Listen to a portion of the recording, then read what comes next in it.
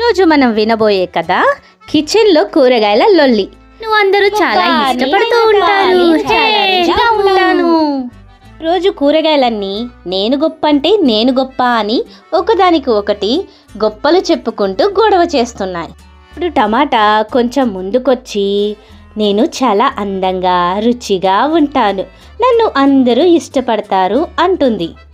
పచ్చిమిరపకాయ కోపంతో అబ్బో చాలే చెప్పొచ్చావు, మేమంటే కూడా చాలా ఇష్టం జనాలకి, అన్ని కూరల్లో వేస్తారు, చట్నీలు చేస్తారు అంటూ చాలా అంటే చాలా కోపంగా చెప్పింది. అలా పక్కకెళ్ళిన బంగాళదుంప ఉల్లిపాయి, అరే బంగాళదుంప తమ్ముడు, నేనంటే ఈ జనానికి ఎంత ఇష్టమంటే ఎంత కష్టమైన రేట్ ఎక్కువైనా కొనుక్కొని మరి కోసుకుంటూ ఏడుస్తారే కానీ నన్ను ఒక్కరోజు కూడా పక్కన పెట్టరు. ఇప్పుడు వెంటనే బంగాళదుంప, చాలే ఆపు, నేను లేకుండా ఏ వంట కాదు, మరి ముఖ్యంగా పిల్లలకి నేనంటే పిచ్చి, పొద్దున లేచి సాయంత్రం వరకు నన్ను ఏదో ఒక విధంగా తింటూనే ఉంటారు అని గొప్పగా చెప్పుకుంది బంగాళదుంప. ఉల్లిపాయ బిగ్గరగా, చెప్పు, వీళ్ళందరికీ వినపడేటట్టు చెప్పు, రోజు నువ్వు నన్నే కోస్తావని, నన్నే ఎక్కువగా వాడతావని. ఇప్పుడు కోపంగా కత్తి, ఆపండి మీ లొల్లి, అసలు ముఖ్యమైన దాన్ని నేను లేకపోతే వంట కాదు, కూరగాయలు కట్ చేయలేరు అంటూ గట్టి గట్టిగా అరిసింది.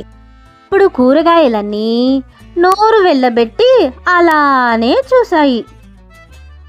ఇప్పుడే కిచెన్లో ఒక మూల నిద్రపోతున్న వంకాయ లేచి ఏదో గొడవ జరుగుతుంది అనుకొని వస్తుంది. అప్పుడు అరే ఏంట్రా మీ గొడవ, ఒకటే గొడవ చేస్తున్నారు అని అడుగుతుంది. అప్పుడు కూరగాయలన్నీ కలిసి జరిగిందంతా చెప్తాయి. అప్పుడు వంకాయ, ఓహో ఇంతేనా, సరే ఆగండి, నిజమైన గొప్పవారు ఎవరో నేను మీకు చూపిస్తాను.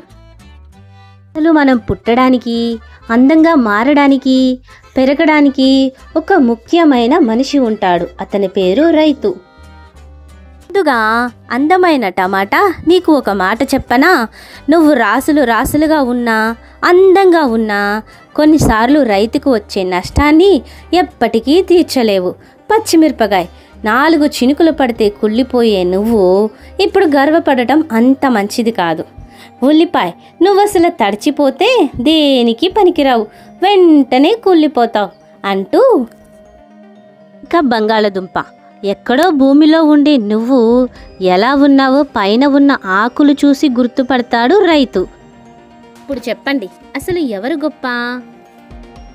అప్పుడు కూరగాయలని ఒకటేసారి గంతులు వేస్తూ నిజానికి రైతు గొప్పవాడు, రైతే మంచివాడు, రైతు బాగుండాలి అంటూ కేకలు వేశాయి.